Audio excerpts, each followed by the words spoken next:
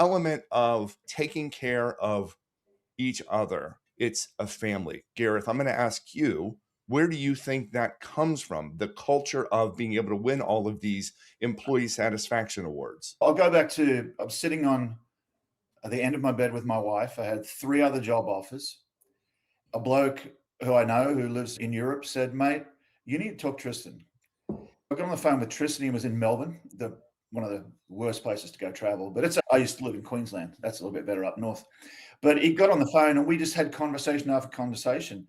Alliance was pushing into product in the United States. They wanted a team that loved SaaS software, loved guest experience, loved people. The technology, of course, is the foundation. It's the people that make it tick. They surgically built a team that knew each other, had worked together, and knew each other's faults, knew each other's strengths. That's the best part of a team. No one's perfect. We work together. I think that's the difference with Tris and the co-founder, Nick. Another key leader of Alliance, his name's Rich Murray, is they understand the human and sporting principle that essentially of team, really maximize that team. How much can happen, Bart, in overtime, extra time? That's why coming to Alliance and having traveled to the office so many times and to our customers is SaaS software. I think Jim Gist said it best. He's a consultant in the Strip in Las Vegas, and he recommended us to Resorts World Las Vegas, largest Hilton property on earth for a contactless and digital keys experience.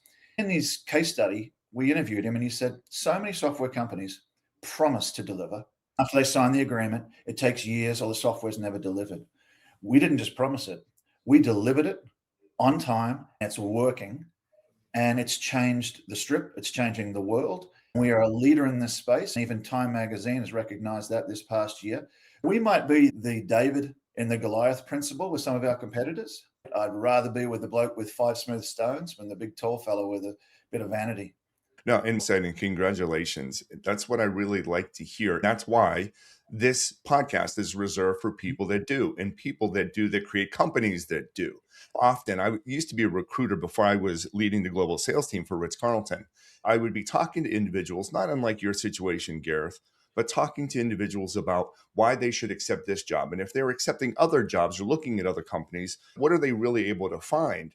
You can go to any website, let's say any of your competitors right now, any of my competitors right now, and you could read certain things about them, that we are the best in class of this and we treat our people well.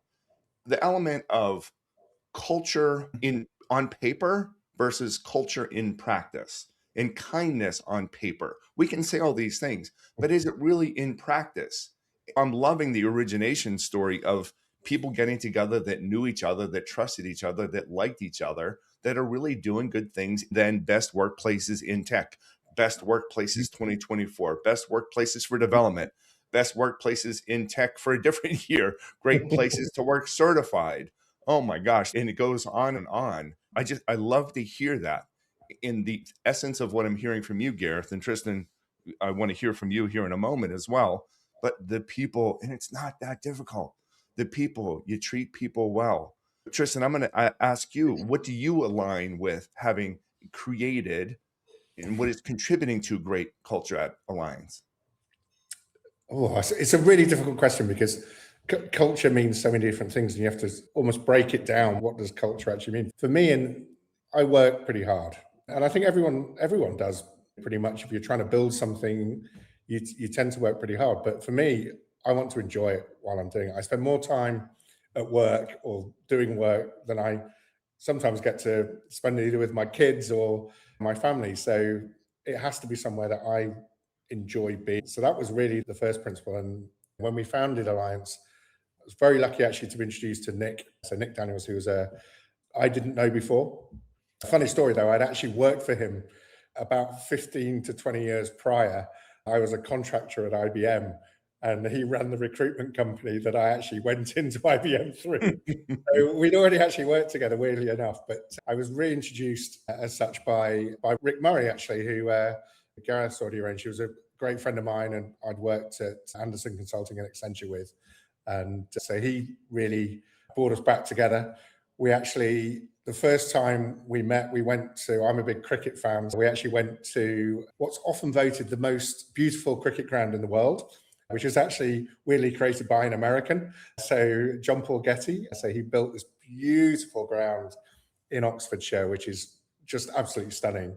So we went there to watch a game of cricket for the day, found out we got on really well. And actually there was something to the way we got on, and actually felt that we could really work together. And then I think we both share the same philosophy, which is a great deal of our job is to create the right environment, and the right environment for people to thrive in. But that breaks down into, hey, it's got to be enjoyable. So actually, I'm in our HQ office here. We have the Riverside Inn, which is a part of our office, which is the bar and everything else. Quite often, particularly on a stressful day, the bar will be opened up at 5 o'clock and we'll sit around the table and talk about an issue or try and solve something. So a very collaborative kind of environment. And also, we do take the social side of what we do very seriously as well. We think it's really important for people to be able to get to know each other beyond, unfortunately, what is today mostly on a screen, to actually meet people, go out and have a couple of drinks or for dinner. Or just do something. Just do something. Go for a walk. Shoulder to shoulder, a shared experience. Yeah, go for a walk down the river. And in fact, we were briefly talking about the pandemic earlier, and actually, not a great time for us really, because we focus on the hospitality sector, and we made a decision actually during COVID that we wouldn't charge any of our customers that were shut, because we felt that was the right thing to do. Unfortunately, that puts us under a great deal of financial stress. But actually, we got through that period, and as it unlocked, I went for a walk for about an hour every day with one of the key guys here, the head of product, a guy called Andrew Pirrett. So we literally walked around the paths, around the village where we are, for about an hour every day, just working out how we were going to get out of the problem. But that's the kind of collaboration and that we try and encourage. And Gareth, I think, mentioned it earlier in terms of finding people that we know fit the culture. So I think most people interview on competence, and I think yes, of course, that's an important part, but we interview as much on culture actually as we do on whether they'd be a cultural fit as we do on competence, because without that cultural fit, we find it very hard to work together, but also it's not, if you don't fit culturally, it becomes hard work, and it shouldn't feel like that. No, it should feel like fun. It should feel like fun, which is the environment that you are creating. And what I'm learning so far from both of you, find the fit, find the people that you like working with, make it social, make it fun, have a pint, break some bread, go for a walk, figure things out. And all of that, I believe, probably energizes you. Gareth, you even said you wake up every single morning excited to do what you do. And I think if you're energized, then that gives you enough energy. That sounds rather duplicative, but it allows you to then live your best life. So when you are spending time with your family, your wife, your friends, your family, your 3 boys, you still feel good. It's not like you need to work so hard, you're exhausted, it's negative, it's rough, and all you want to do is then shut your eyes and close out the world. It seems quite the opposite. Is that a good critique or a good summary? I'll let Gareth answer that because... Thanks, Tris. I think it is, mate, because if you ask my wife and my children, Alliance isn't just a company I work for. They're part of my family. Tristan's met my wife. I've met Tristan's wife. They want to know what makes you tick. They want to know what you like to do on the weekend. In fact, it's a company that doesn't often bug you on the weekend. And at the same time, this is a truism at Alliance, Bart, then this is an exclusive for you. And that would be the fact that we don't have enough jobs at Alliance for the amount of people who want to come and work with us. So yeah, our referral program is like a squirrel drinking a can of Red Bull, mate. It is very popular, very active, and you can go throw money at a company. Many of our competitors have done it. And the great challenge they're going to have is finding the right people. Because if you have the right people, they will answer Slack messages at 2 a.m., won't they, Tris? They will, because the company relies upon you. There's a certain onus. I don't just worry about the hours I work. That's irrelevant. It's about the task at hand and us winning in our space and doing it honestly and consistently. And it just makes you happy, mate. How many people can get up and say, I love working for that company and I'm happy and I don't want to go anywhere else, even if they offer me 15, 20 or 30, 40, 50 more grand. not about the money. I think he is technically during the workday, so I guess I am paying him, but I certainly didn't pay for him to say that. No, he didn't. No, and this is really helpful. And Gareth, even you coming onto this show, right, to say hello, and now you're going to join us. You're stuck with us. But wearing, yeah, I made a cup of coffee. I was about to go and just sit down and chill and listen to Tris wax eloquent, which I'm looking forward to. And you've roped me into this. no, but it's helpful because it is identifying culture, not just from one person's perspective. This is identifying culture. And Gareth, yes, toward the end, I will ask you to disconnect if you don't mind, just to listen, because I want to ask Tristan a little bit more about his background. But getting into the pride of working for Alliance as an example, you came on wearing the shirt. And I think the last time you had a logoed item on, that when a couple times that we spoke, almost every single time I'm thinking that you were wearing a logoed shirt. So that shows pride with what you do. The question is this: I just saw a video the other day, and it was social media. It was this woman who That's the footy one, Bart. That's the footy one we've got, right? That's the football jersey. I call soccer in the US. Got one of those for you. We'll send one out to you, Bart. All right, fine. Love it. Love it. But I was watching a woman, I think she does executive coaching, and her tagline for her statement, her message was, workplace isn't real. Corporate world is not real. It is everyone being on stage. It is everyone trying to say the right things in the right tone and the right manner, and deep dive in and lean into this. And we'll circle back on that, and the jargon, the politicalness, the stabbing in the back, the stepping on the ladder, all of these things. And it really made me very sad. I didn't experience that when I was with Ritz-Carlton.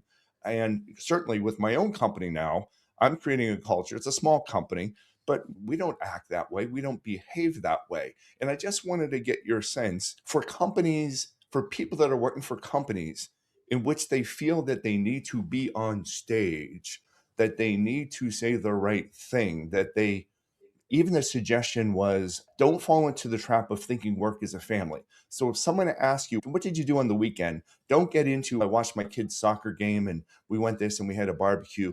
All you need to say is, I got some good rest in. And I just thought that is just so inauthentic. So I would like your suggestion, your advice for someone that is working for an organization in which they always feel that they can't be themselves. They have to play the corporate stage work game. What suggestions would you have for them? I'm going to ask you, Tristan, first. Honestly, the best relationships I've ever built through life, career, have always been when you've just been yourself and be confident. And I think for me, it's about confidence to a certain extent. You've got to be confident enough just to be yourself. And the more you can be yourself, the more you'll make true, authentic connections. And I'm very lucky that a lot of people I've worked with now for 20, 25 years, not continuously. And it's just forming those long-term relationships. And that really, for me, that only really comes about because they know me, the real me, not some corporate guy that pretends. I think, and as we were talking briefly about, there's a guy called Marco Tricoce, who's the CIO of Sunrise Senior Living at the moment. A fantastic guy. I shouldn't say this, but he has been a bit of a mentor to me over the years. He's a little bit older, but he's an absolutely fantastic guy. But I was in a meeting once and we'd been working so hard, for hours. I think I said, oh my God, at the end of the day, it gets dark. And the whole room just, of course it does. What are you trying to say, Tristan? Go home. You've clearly had enough. But and then the other thing you said to me is that when I first met you, your ID card for work was in portrait. Now it's in landscape. I put on a bit of weight over the years, but it's those. But the point I'm trying to make is actually it's about having, and he was my customer at the time and still is today. But it's about having those relationships where you feel you can be totally open, you can have a bit of fun with each other. If you're constantly on ceremony, you will never build those relationships. I've seen many people, I came through the consulting background, so I was Accenture and then Anderson Consulting for 10 years. I saw so many people just do exactly that. How was your weekend? I got some rest. That's not going to do anything. But I can't engage in conversation with that kind of closed-ended answering. Right? No, I've got exactly. But the most successful people, interestingly, were always the ones that were the most personable, that actually shared their stories, and you got to know their wives, and they were part of the family. I think that was a great learning for me as I went through my career to watch, because back in those days, really for me, I joined what was Anderson Consulting, and that was a partnership, and that was very much definitely felt more like a family. As it then became more corporate, as we became Accenture, it became all those corporate structures came in, and it made it a bit more difficult to be really that family. But I literally had dinner about a week ago with all the guys that I used to work with at Accenture in the group. We all know each other's families, and it's a lovely environment. Great. Were you always confident, before I switch over to Gareth's answer, were you always a confident person, Tristan? Ooh. That's a good question.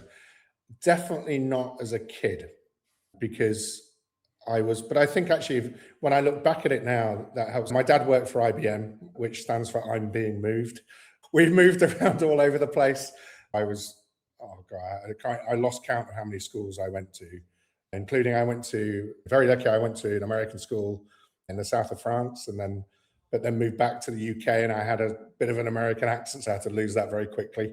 I think, and I hated public speaking, absolutely hated it for a long time. Oh, that's I know. And then at the time, when I was much younger, I loved flying. One of my dad's friends actually was watching me play Flight Simulator one day, and he says, "One day, if you actually want to do that for real, give me a call."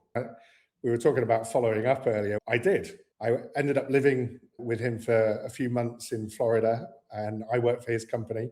And in return, he taught me to fly. Amazing. But as part of that, I then got involved in the military in the UK. I went through what's called the University Air Squadrons, effectively flying on a Wednesday afternoon. Instead of going to lectures, we used to go to the airfield and go flying. But one of the things that they did, which I think a lot of people can learn from, is they made everybody do public speaking. Actually, because you were forced to do it, but they helped you. They gave you some of the basic tools that you need to ultimately build the confidence and everything else. Actually, as you go through, you find that if you're comfortable with the subject matter, actually, it's very easy to be confident. Wow, great. My summary of that, right, interacting with different people, saying yes to different things, being exposed to different places, moving around, facing your fears, all of those things allowed you to be a confident person and look at what you are, right? Co-founding a company.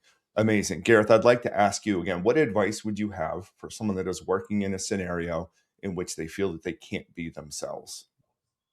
I'll follow up on Tris there, give you a bit of background.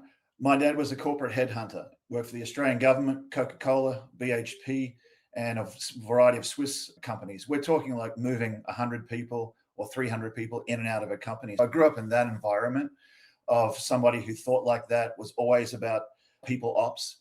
And it changed the way I thought. To Tris's point about confidence, my parents put me in sports very early on, hence all the broke the nose 3 times, a bunch of other things. Nothing sweeter than running into another human being at full speed, like rugby league.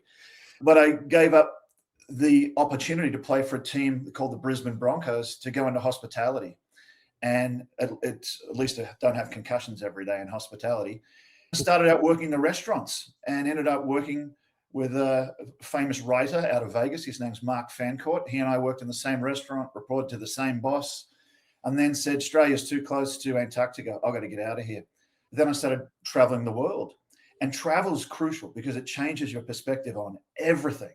I thought Australia was it. And then suddenly I'm thinking, oh, mate, we're not all of it. We're just the Joey in the pouch of the Roo. Going forward into hospitality was game-changing, to come through the technological change in the .com era, and then to move up into what we all went through, which is a global pandemic that destroyed the hospitality industry, destroyed it.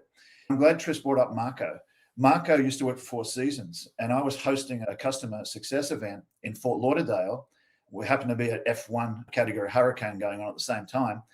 I was walking up the stairs with our keynote speaker. His name is Anthony Melcuri. He's the host of Hotel Stars and Hotel Impossible. He wrote the book Show Up. He's a good friend, along with Glenn Houseman, who's very strong in our space as well. Yeah, on both. We were walking up the stairs and he turned to me and he said, mate, there's never a better time to be in hospitality because It took away so many jobs, Bart, that so many people who came back into hospitality didn't have a background in hospitality. What's been crucial, I think, for us who do have a background in hospitality, to share that enthusiasm with them, because it's often seen as, it's just hospitality.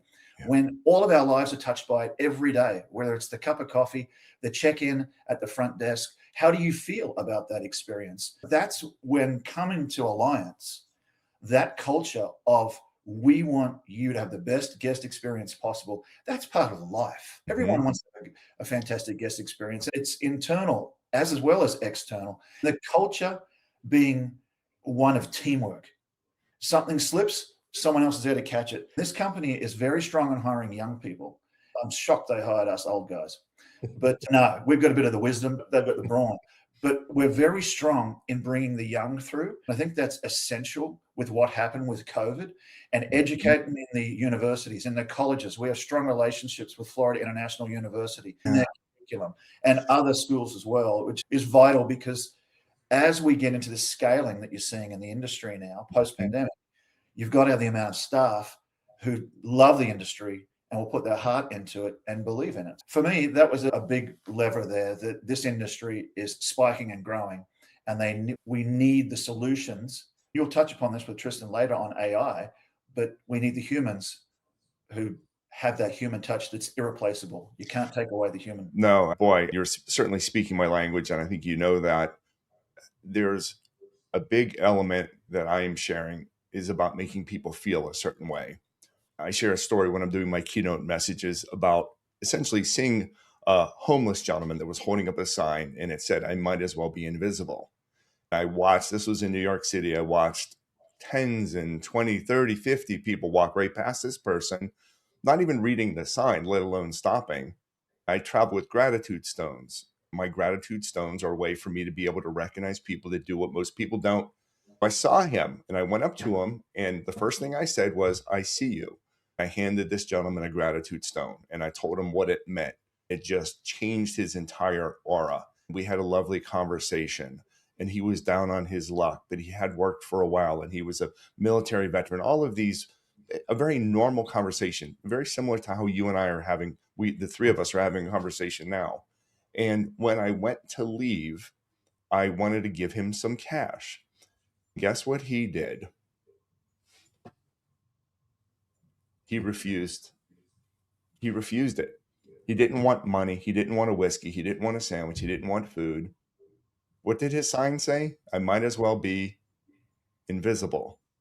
The only thing that he wanted to be was seen. And I saw him. I use that story when I share with people that every interaction is an opportunity to make someone feel a certain way.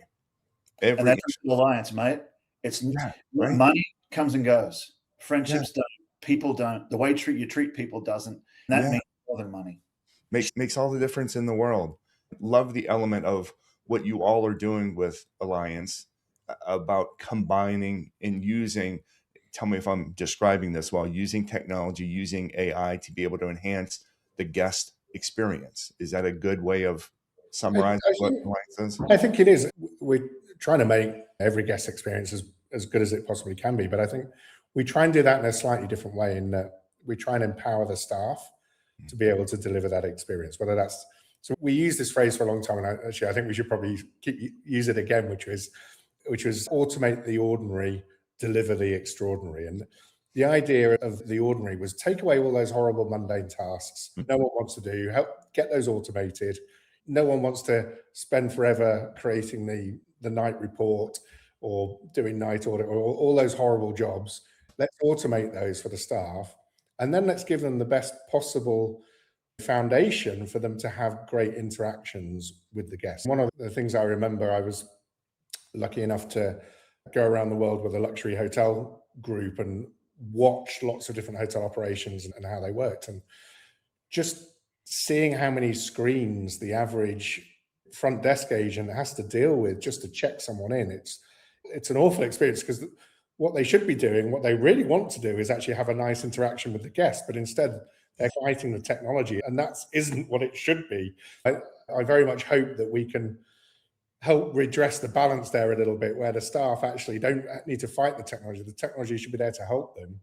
and to let them know that this guest has actually booked a spa appointment for the afternoon. Why don't you just confirm that's what they still want to do? I hope they're looking forward to it. Those are the sorts of interactions that staff should be having really with guests, rather than, I'm sorry, sir, I can't see your credit card on file. Exactly. Automate the ordinary. What was the second part? I want to type this. And deliver the extraordinary. Deliver the extraordinary. Now, I want to ask both of you, and I'm going to do a little ping pong, and if that's okay. Gareth, based on what Tristan just shared, he used the term also empowerment, right? To feel encouraged and empowered. I think you may use both of those words.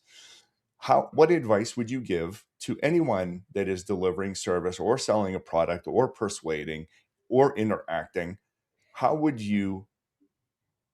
What advice would you share to let people know that they should be thinking on their own, encouraged to solve problems, empowered to make a difference? I guess let's start with hospitality, because that's going to be, not all of our listeners are hospitality oriented, but I think it's a good place to start. What advice would you share with them to encourage people to be empowered and encourage them to come up with solutions?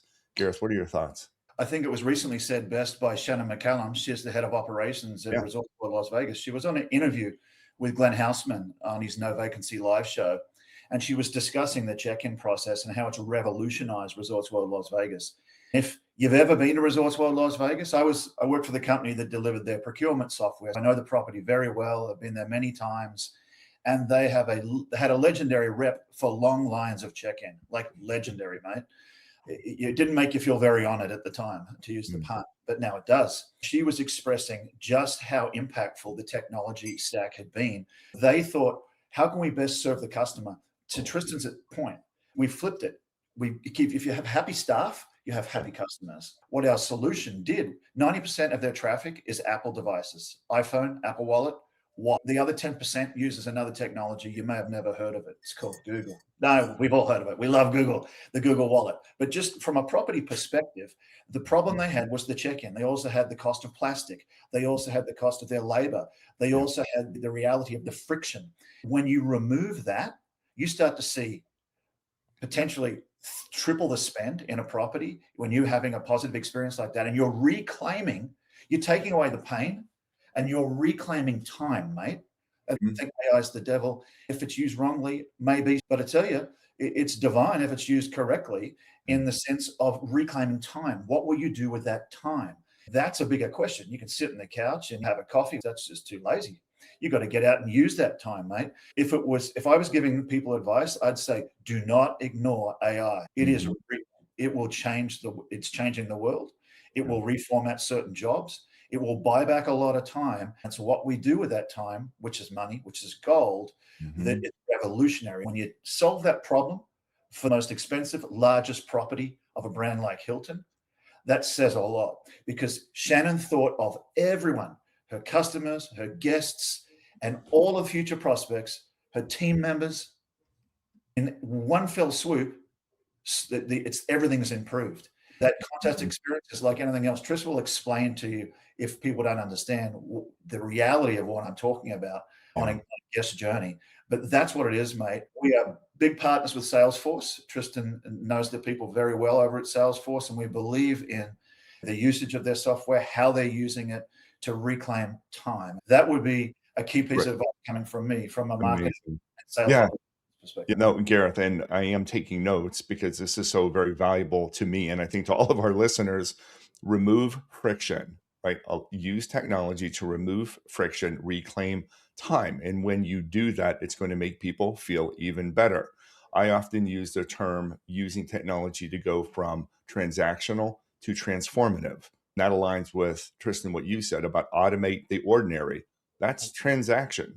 AI can handle that. But the transformative element is going to be delivering the extraordinary, because it is then transformative. I did have the pleasure of interviewing Shannon whenever I was out in Vegas not too long ago. She was also on the podcast, and I'll never forget a quote that she shared: "Take the leap and the ground will appear." A lot of what she has done in her career, she's taken the leap, having enough confidence. Tristan, that goes back to your confident component, that things will work out and the right resources, the right outcome will come as a result. Last couple of questions I want to ask you, gentlemen, and thank you both. Truly appreciate it.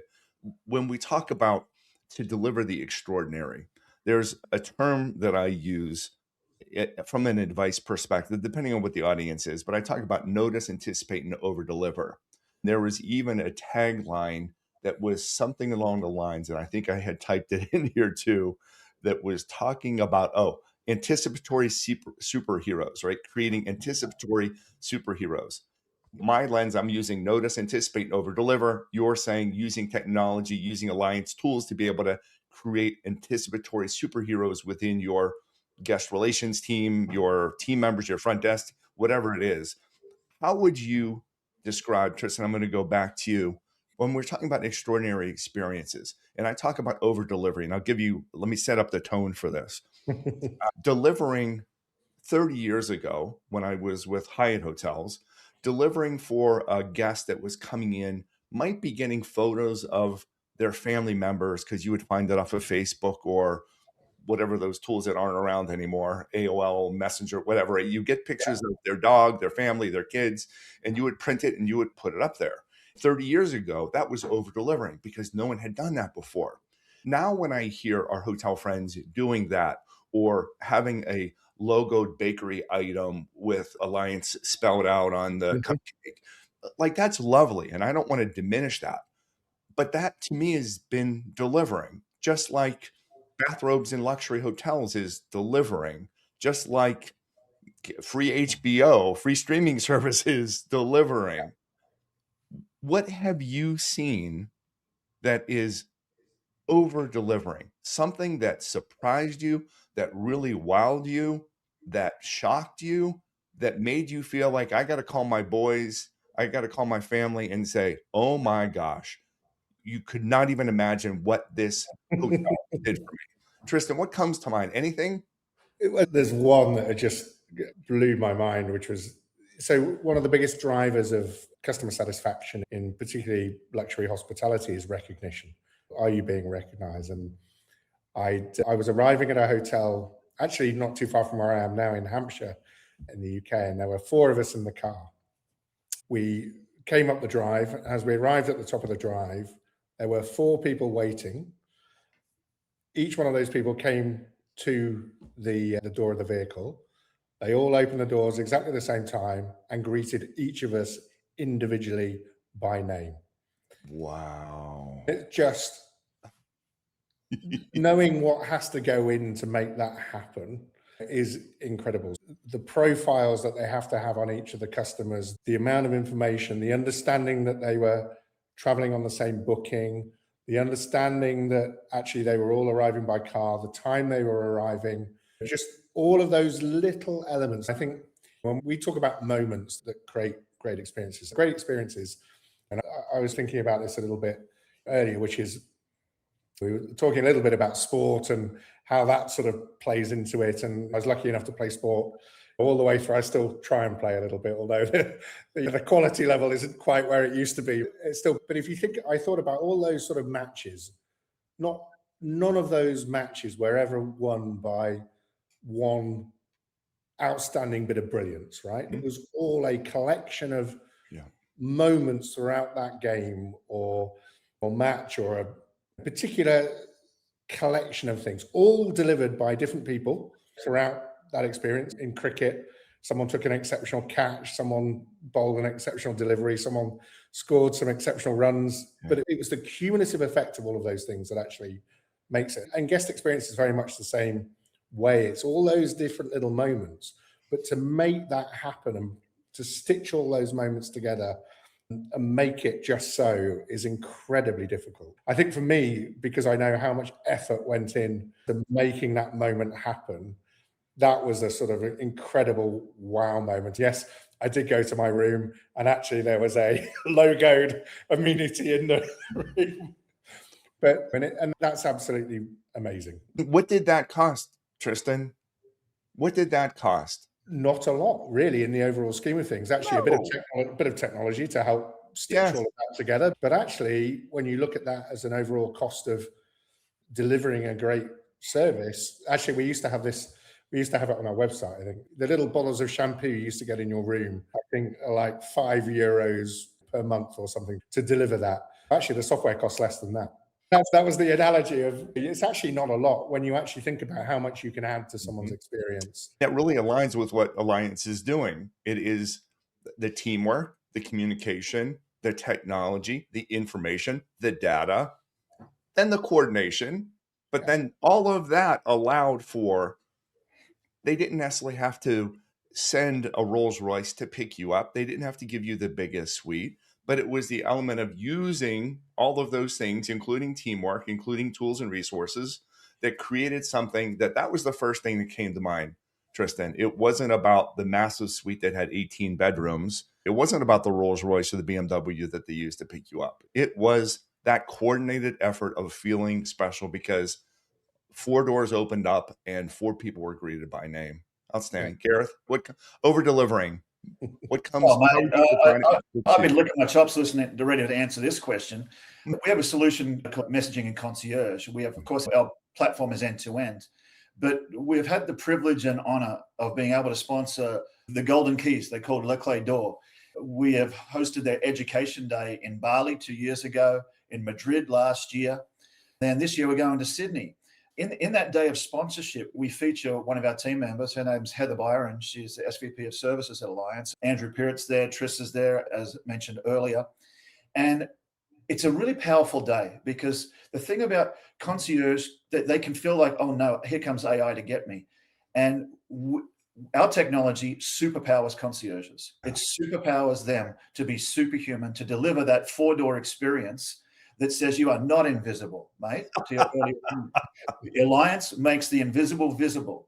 And these concierges have such love of their job, love of yes, luxury, of delivering the experience. But to what you just pinpointed, mate, much of their superpower is the knowledge of the delivery of the moment. The moment changes everything. The moment unlocks the wallet. The moment unlocks the perception. The moment unlocks the spend, which Shannon, if you build it, they will come mentality, is true.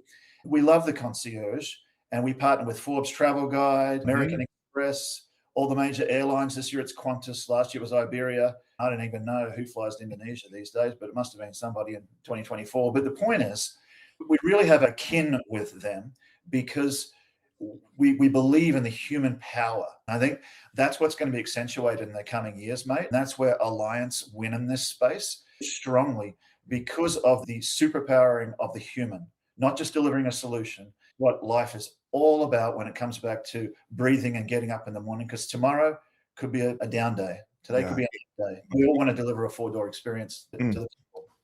I love that 4-door experience, without a doubt. It's something else that you said about applying the human element of it. I've been doing some project work for an apartment company that owns and manages apartment complexes and communities. And I've been interviewing folks just to understand what are their major challenges. And the whole goal is to be able to turn more prospects, people that are coming to tour these apartment communities and apartment homes, into residents. As I'm going through the questions, on occasion, and I probably have done it on this podcast discussion as well, I sometimes come up with words that don't really exist, but it seemed to fit the tone and seemed to fit the application. I'm interviewing these people that are working at these communities, and I said, can you tell me, where are you able to, in this transactional process, where are you able to insert humanality into it? Along the tours, when are you able to put in your touches of humanality? I kept on using that word, Gareth and Tristan, and you'll laugh because after I was done, I was like, I don't even know if this is a word. Of course, Google it. And it is not a word. I'm in the process of trademarking that word because I think that becomes even more important. It is the human element, the personality, the empathy, the caring, the kindness, making people feel seen, valued, appreciated, and cared for. There is not a better word than humanality for that. I love that's what you all are doing as well with Alliance. It is that 4-door experience because you have educated through technology, through AI, through your systems and processes and tools to allow people more time to insert humanality. Do you like humanality? I love it. All right, absolutely good. Love it. Yeah, it's going to be the word of the year for 26. I can feel it. Good. Wait until I get my approval before Yes.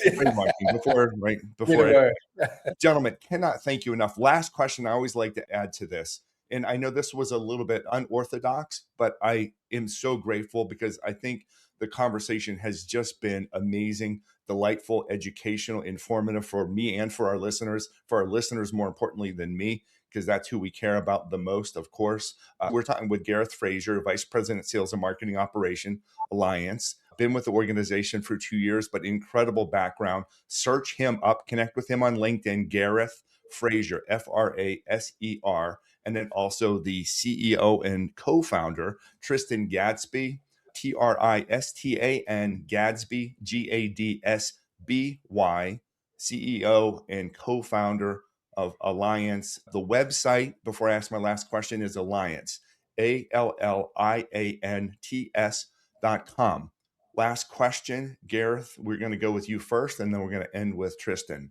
The name of the podcast, most people don't, top 2 to 5% podcast in the world. We've just been very blessed and fortunate that the people that I think are interesting, our listeners also find interesting, and people like you say, yes, I can spend an hour talking with you. So grateful to our listeners and also to guests like you. Fill in the blank, please. Most people don't blank. Gareth, what's your thought?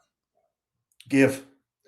You and I talked about this. We were having a conversation. We didn't know this. We were going to be on this podcast. Frankly, for your audience's sake, I didn't know I was going to be on it till they got me on the call this morning.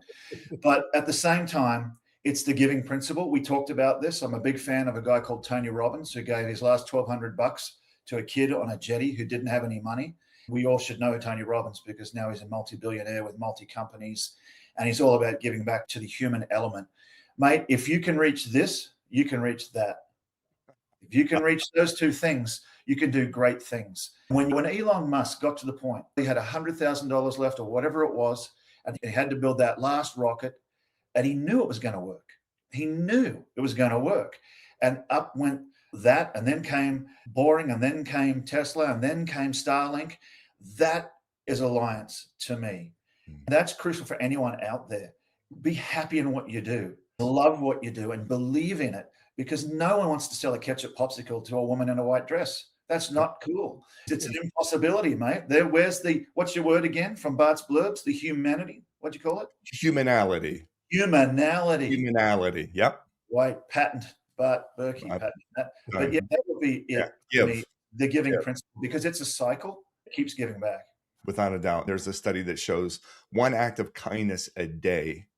If you give one act of kindness a day, do something for someone else for 7 days in a row, their study shows that it increases your personal happiness by 8%.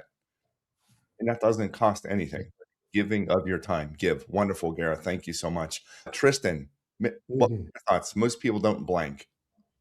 I would say, think it's to make mistakes, because actually it is to make mistakes. We are, after all, we're human. We are not perfect. We make mistakes. I think. But the thing for me about that is you have to create an environment, going back to what we were talking about earlier, an environment where it is to make mistakes. Everyone's going to make them. It's actually how you recover from those. What do you do next? How do you work with other people to solve the problems? How do you move forwards from there? Also, most of the time, if you sit there and procrastinate and don't make a decision, you've also learned nothing. Actually, it's much better to make a decision, make a mistake, you'll learn something, then you can move forward. I think Tristan, there was one guest recently that had said this: learn quick, decide hard, or learn quick, decide fast, which is exactly what you said. And Tristan, I'm sure that all aligns with make mistakes, you're going to recover, and then that helps build your confidence. Then when you have the confidence, then you feel more empowered and encouraged to do good things and to give, as Gareth said. All right. Phenomenal conversation, gentlemen. I cannot thank you enough. Gareth Fraser, Tristan Gadsby, our newest, dearest friends now with Alliance. Look them up, connect with them, and boy, what a pleasure. I'm so pleased to be able to meet both of you and spend more time today talking, and I know our listeners will appreciate it. Lovely to meet you, and hopefully see you very soon. Likewise.